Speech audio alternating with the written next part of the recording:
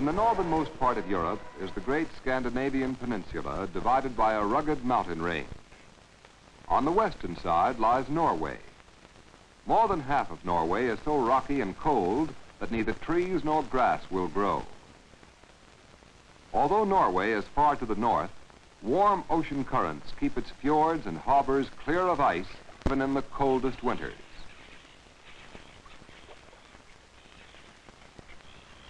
In the waters off the Norwegian coast are shallow places called fishing banks, which are some of the world's best fishing grounds.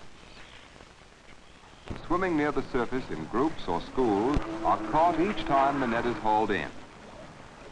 It is natural that the Norwegians should take this rich harvest from the sea to add to what they reap from the land. Many Norwegian farmers become fishermen in the winter months when the fishing is best and the farmlands are covered with snow.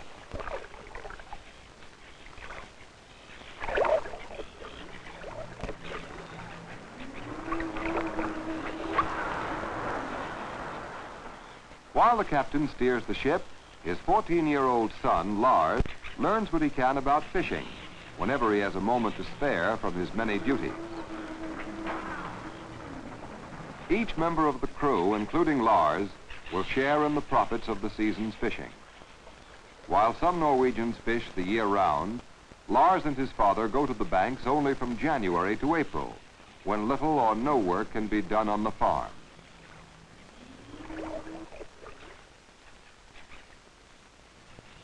At sea for the first time, Lars finds that he hasn't much time to himself, for fishermen are hard-working and meals are served several times a day. Norwegians catch more fish than they can eat, and great quantities of cod, haddock, and herring are dried or smoked and canned for export to other countries. When its holds are filled, the fishing boat heads for port, where its herring will be sold.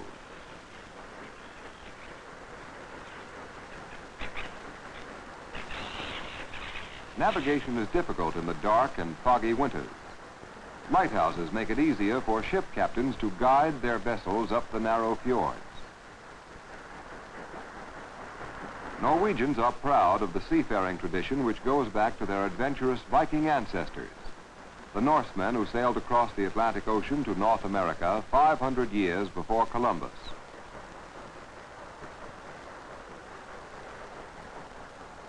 After working as cabin boys and deckhands on fishing boats, many young men join the Norwegian merchant marine and work on ships which sail to almost all the ports of the world.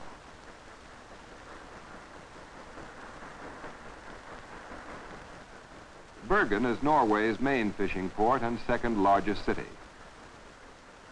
Scores of deep-sea trawlers and hundreds of smaller herring boats from the fjords are tied up at the docks near the Bergen fish market.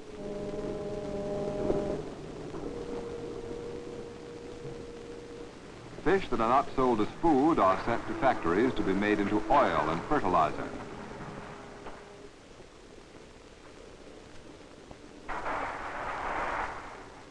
Lars has often stopped at the Bergen fish piers before, but only long enough to unload the herring. However, this is the last trip of the season, and he will have time to explore the city before going back to the farm. Most Norwegian boys whose homes are on farms or in small villages are not familiar with life in a busy modern city. Trains from other parts of Norway bring lumber, paper, and other wood products to be shipped abroad in exchange.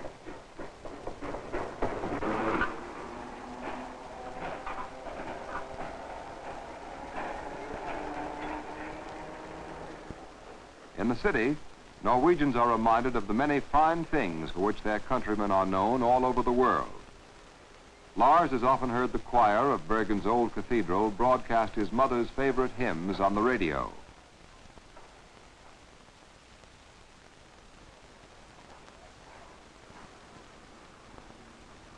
To Norwegians, the music of their great composer, Edvard Grieg, is as much a part of Norway as the fjords and forests, the mountains and lakes, and the sea that pounds upon the rocky coast.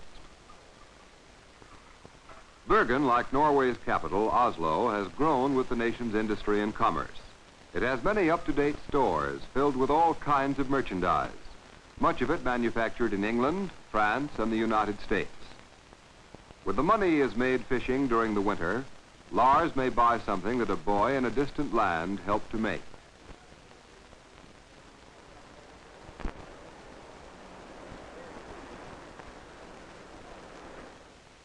When the fish have all been unloaded and sold, Lars' father heads north for the fishing boat's home port, a little village on an island near the entrance to a fjord. After 4 winter months on the fishing banks, the docks are a welcome sight.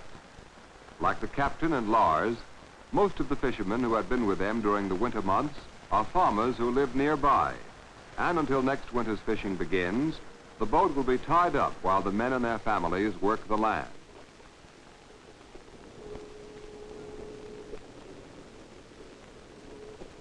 Next year, when Lars makes the trip to the banks, he will be old enough to take his place on deck with the fishermen.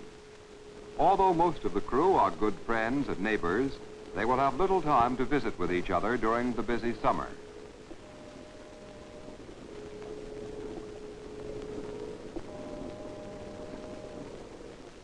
Along the Norwegian coast, road building is difficult and expensive because of the steep mountains, hundreds of islands, and the rivers and fjords. To reach home 7 miles up the deep fjord, Lars and his father will travel by motor launch instead of by automobile or bus, because there is no other way of getting there.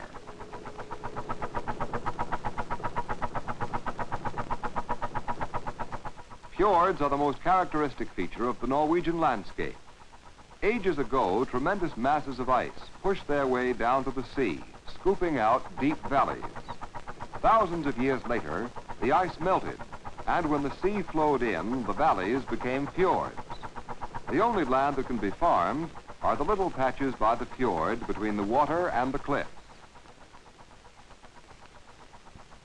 Lars lives with his family on one of these small farms at the foot of a mountain. Its wooden buildings are more than 200 years old, but as with many Norwegian farms along the coast, it is served by electricity generated by the power of mountain streams. Nearly every home has a telephone, and Lars' mother has already heard that her husband and her son are on their way up the fjord. Lars' younger sister and brother help their mother get ready for a joyous homecoming. They all know that after a long trip at sea, Lars and his father are looking forward to a home-cooked meal.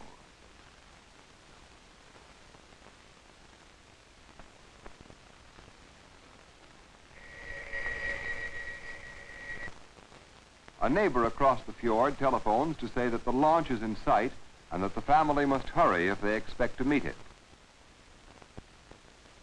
Everyone is slowed down by having to put on winter boots over house stockings for the race across the wet field.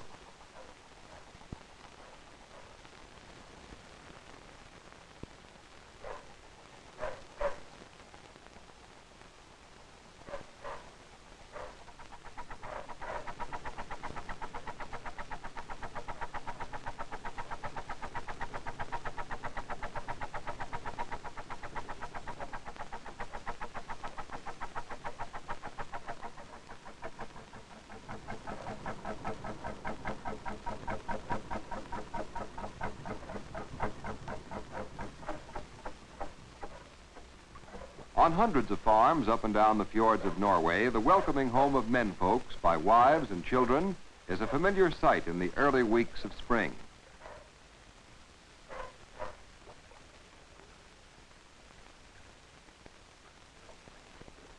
It is not the custom of Norwegians to greet loved ones by a kiss. A firm handshake and friendly hug express the same affection.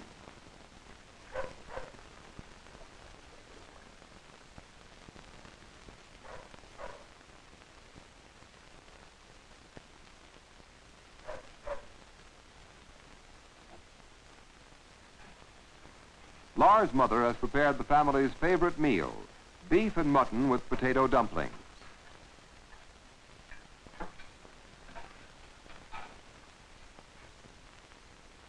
Norwegians have hearty appetites, and during the long summer days ahead, it will not be unusual for the family to eat as many as 5 meals a day. As soon as he can, Lars makes a tour of the farm. He notices that the winter's ice and snow have curled the old wood shingles, and some of these will have to be replaced. On the farm, there are cows, sheep, 1 horse, and a herd of goats. During the next 3 or 4 months, Lars' family must raise food to feed themselves and their animals throughout the whole year. Countries in high northern latitudes have long summer days, and crops grow quickly. Signs of spring on farm and hillside mean that the short Norwegian growing season will soon begin.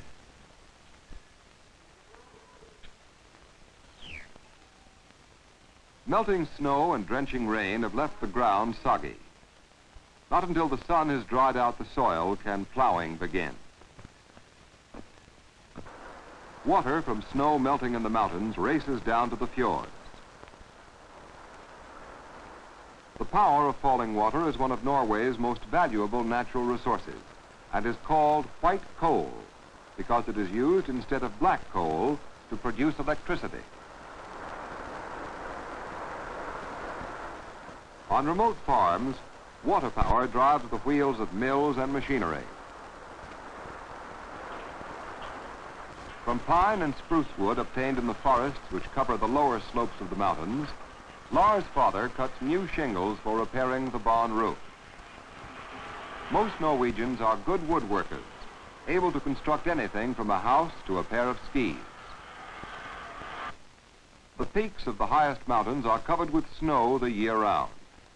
Even in late spring, there is enough snow just a short climb from the farm for skiing, the favorite sport of all Norway.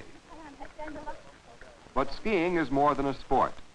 Because the deep snows make travel slow and difficult during the winter, most Norwegians learn to ski when they are children. As a result, the country produces some of the world's best ski jumpers and racers.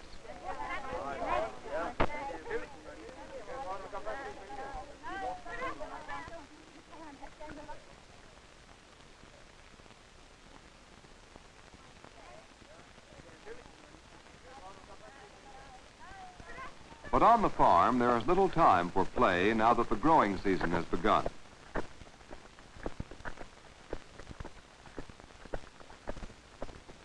The small horse must plod along patiently until every bit of usable land has been prepared for planting. The poor soil and the short, cool growing season limit the choice of crops that can be raised. Potatoes are planted in the field which was used for oats last year. By rotating crops in this manner, farmers strengthen the soil.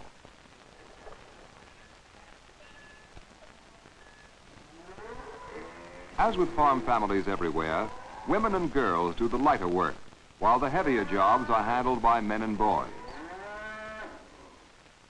Each family tries to get all it can out of its few acres and few animals. Wool gathered from the farmer's own sheep is spun into yarn for stockings and sweaters.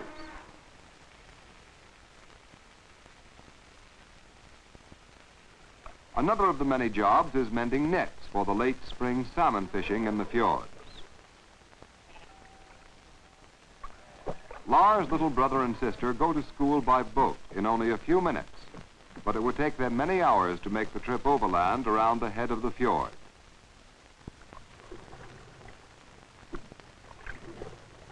Children attend the school no more than half the year, for besides getting the whole summer off to help on the farm, they have a long vacation at Christmas.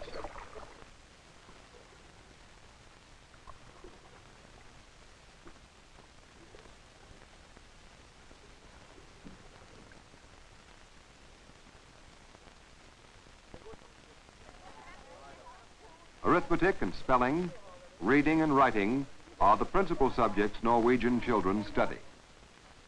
But each child is also taught the geography of his country and its history from the early days of the Vikings. They learn that in 1905, the people of the Scandinavian peninsula, who had lived together for nearly 100 years under one king, decided peacefully to separate into 2 countries, Norway and Sweden.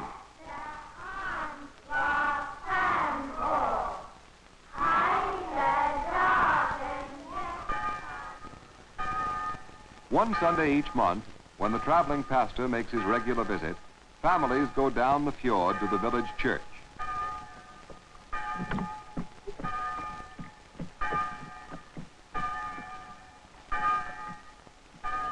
They put on their best clothes for the occasion.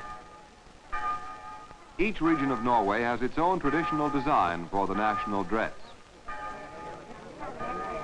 While waiting for the services to begin, the people have a chance to chat with their neighbors. Lars' father tells about the winter's fishing and discusses spring planting and prospects for the summer's crops.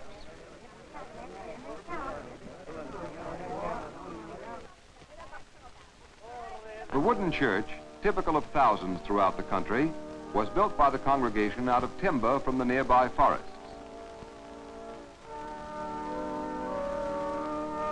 Norwegians are a religious people who worship as plainly as they live.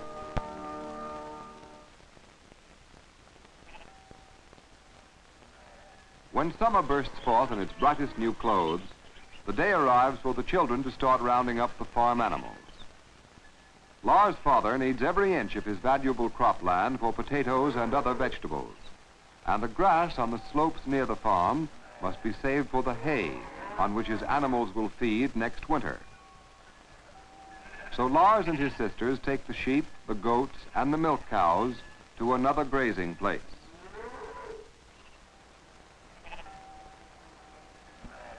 For the next 4 months, life will be entirely different with the youngsters and animals away. It's an important time in Norwegian farm households when this journey begins. The trail makes many twists and turns as it leads away from the farm. On their way, the young herders pass familiar landmarks and continue up the steep mountainside higher and higher.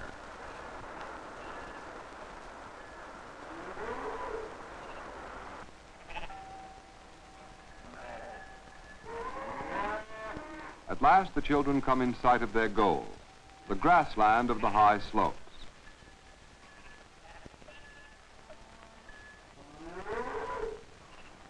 Mountain pastures in Norway are known as seaters. Long summer days in the seaters are cool and damp, and though the soil is even thinner than the earth of the farmers' fields down below, there is still plenty of fresh water for the animals to drink and sweet mountain grass and leafy bushes for them to eat.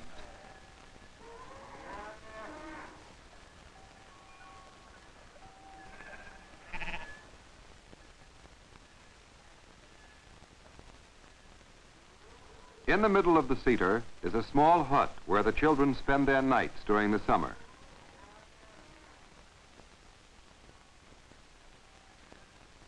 From the high seaters, farm children get a view of their native land, which enables them to understand better the geography lessons they have studied in schools. Farther north, the mountains are still covered with snow. Lars is luckier than some Norwegian children, for his home is less than half a mile away.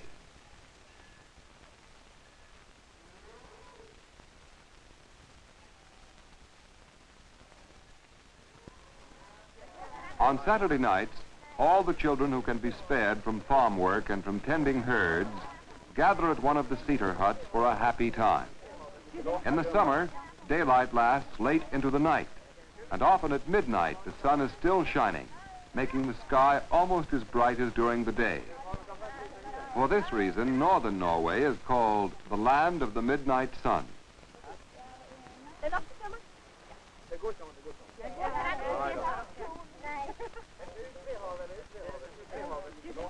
Norwegians are a cheerful people, and there's nothing they like better than a party. When everyone has arrived, the fun begins. Someone always brings a musical instrument, for Norwegians love music, and there is sure to be singing.